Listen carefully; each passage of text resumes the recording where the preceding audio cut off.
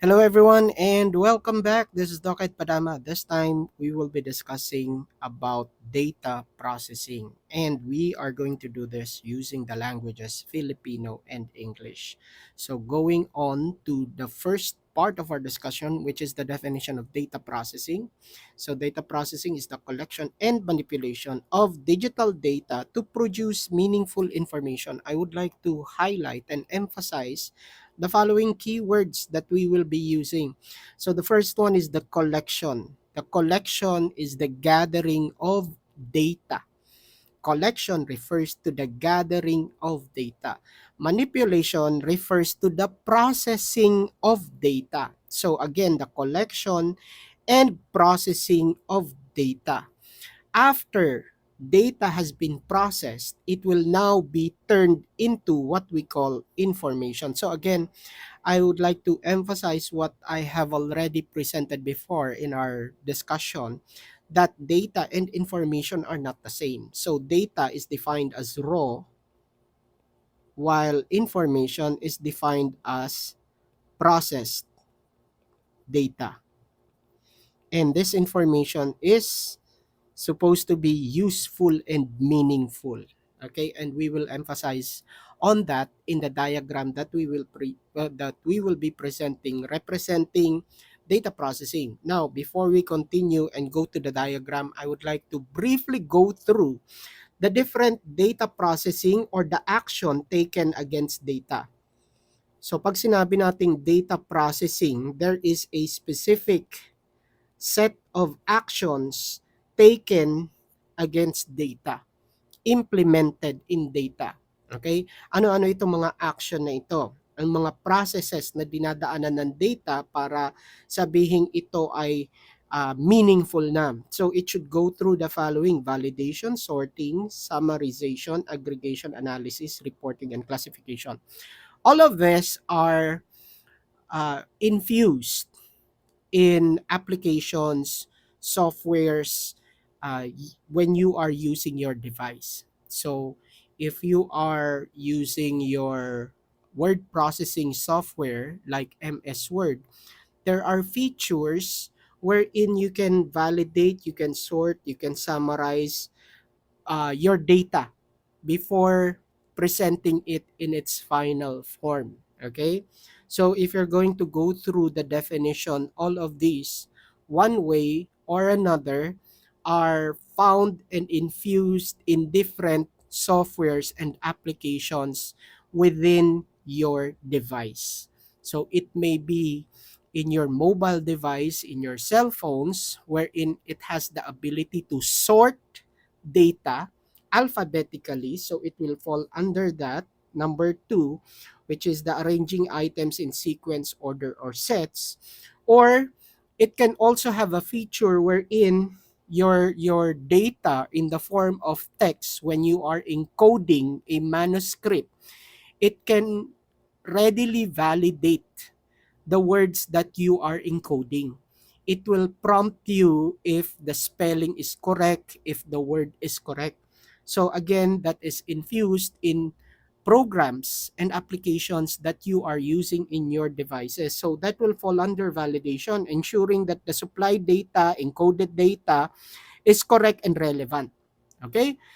So again, all of these in one way or the other are infused in your different in the different softwares that you are using when you are uh, placing or collecting data. Now, going to our data processing diagram in relation to collecting data. Okay.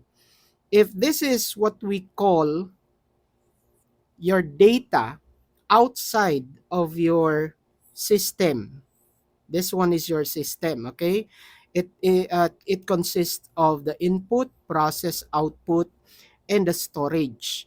And then after that, data that is processed in this system will now come out as information. So from data to information, and this is now what we call meaningful information that can be used for decision making. And this decision should produce convenience, development, and improvement.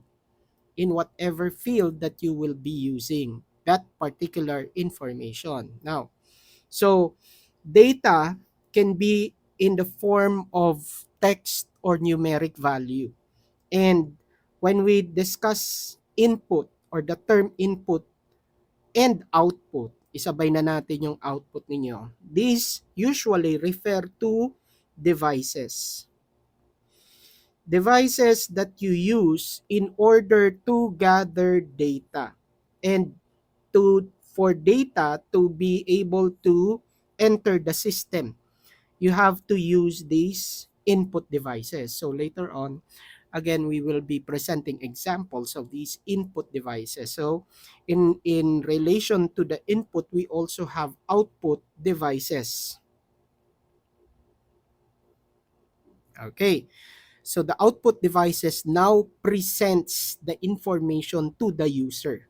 The processed data will be presented through the output devices. Now, when you enter data in your input device, it will now first go to what we call processing. Okay? So your data after being entered into the system will go through the processing stage. So what action, so process refers to the action taken against the data. What action will be taken against the data? This is what we discussed earlier, what we presented earlier. Validation, sorting, summarization, aggregation, analysis, reporting, and classification. All of that will fall under processing. That's why these 7 actions that were presented are the data processing that may be involved in the processing of your data. Okay, next, after the data has been processed, has been organized, has been summarized, has been classified, there is now a need by the user. So kailangan magamit niya ito kung kailan niya kailangan. So there is a need to store information. So data has already been converted into information and there is a need to store data. So the next process after this one is storage. After being processed, it is now going to be stored in the, again, this is what we call a storage device, which should be readily available anytime that the user needs it. So kailangan kahit na anong oras na kailanganin ng user yung sinave niyang data, dapat available yan at mariretrieve niya doon sa kanyang storage device. Okay, next. After storing and saving the information, it is now information. So from data, it has now been converted to information. The process data information will now be presented to the user, and this is through our output devices. So when we talk about or use the term present to the user, it means that the user can see in order to validate or verify if the information is correct. If there is still something that needs to be corrected in the information, then the user can go back to the process. Pwede niyang balikan kung meron siyang gustong i-correct based doon sa nakita niya sa kanyang output device. And then if the user is already satisfied, that is the time that the information is finalized and it can be used for decision making, and it should accomplish and present the following: convenience for the user, development for the user, and improvement based on how the user will use the information. So this is what we call the data processing diagram. Now, example, we have a blank diagram here. So we are going to fill up the following with a sample situation. So the input are again devices, output devices, storage devices, So the reason why I am writing these devices is that this may vary depending on the need of the user. Okay, so the output can be in the form of a monitor or a printer depending on the need of the user. Okay, now, what particular data would we use as an example and try to present it in another form, which is in the form of information? So these data usually in my field, I can use what we call uh, data, numeric data. As a teacher, we usually give examinations, quizzes, so data for exams, quiz, recitations, class participations, and so on and so forth. So what would be these numeric values? These numeric values can take the form of scores. Okay? So scores for exams, grades for quizzes, recitation, and class participation. All of this is classified as data. It is still raw. Why? For a specific student, this is just for one student. Okay? These numeric values will be meaningless. Walang kabuluhan yung mga numeric values na yan if you're going to take them individually. If you are not going to process them, then it will not have meaning. Okay? It will be meaningless. That is what we mean by data. You collect data. After collecting all of these numeric values, numeric data in the form of exams, quizzes, recitation, and class participation, you are now going to encode them using what we call the input devices.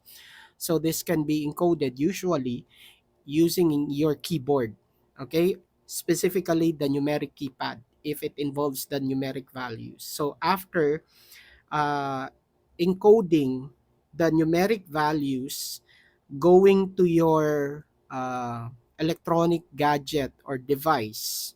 It may be your cell phone, an iPad or tablet, or your laptop, or even your desktop. So after that, it will now go to the processing stage, the action taken.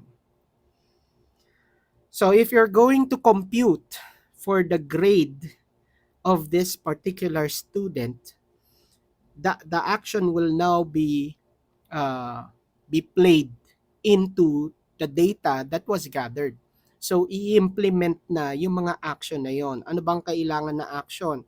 I-organize, iso-sort, tapos i-compute, i-analyze. Analysis refers to the interpretation of the data. Example, ang nakuha niyang grade after computing all of these values will be, okay, the grade is 70. If the grade is 70, what does 70 mean? Diba? So, it can take the form of various interpretations. Doon pumapasok yung analysis dito. Okay? That's number 5. The interpretation of the data. What does 70 mean? So, 70, when interpreted, can mean failed. Okay? So again, all of these are part of the processing, the action taken against the data. Okay? Now, output devices displays the result, the information. Okay? After being displayed, the information here can now be summarized. Okay? If you have multiple students, information will now be presented in summary. Okay, so student 1 to student 50, and then the name of the student, and then the grade of the student, and then the interpretation of the grade.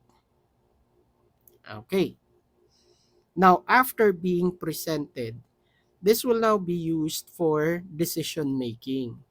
So these decision making can take various forms. So example, there is a analysis that you can do on the grades of the student to find out the average of the students that uh, failed or passed the subject, so that the teacher can now determine if he or she, the teacher, would adjust his teaching or her teaching strategy.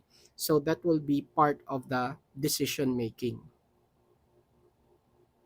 Okay.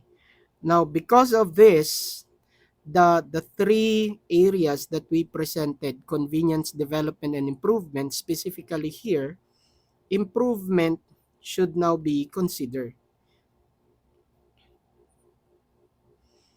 So how do you improve based on the information that were presented in this particular process? Okay? I hope you were able to take away something from our discussion today regarding data processing and the different stages that is involved in data processing. So the next video after this will be the input, output, processing, and storage devices. So I hope you continually join me in that particular discussion so that we will have a continuity of the discussion of this particular topic. Thank you very much, everyone. Stay safe and God bless. Goodbye.